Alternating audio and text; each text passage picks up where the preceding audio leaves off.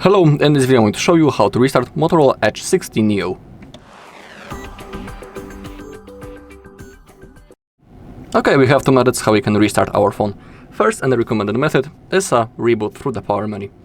To do it, we gotta launch the power menu first, click the power key and volume up at the same time, just like that.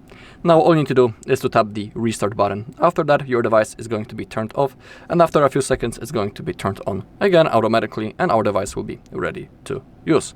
That's the first method. When it comes to the second method, it's the forced restart, and this method is recommended, for example, when our whole device is lagged, frozen, basically when it's unresponsive and we cannot do anything. To perform the forced restart, we also need to use the power key and volume up, but this time we gotta keep holding both buttons until we see the Motorola logo. So keep holding. It's going to take around 10 seconds, maybe less, I don't know exactly, but we just gotta be patient and keep holding both buttons. And now we can release. We can see the Motorola logo, and now we just need to wait until we see the home screen. Alright, and that's all in this video. Thank you all for watching. If you found this video helpful, please leave a like, comment and subscribe.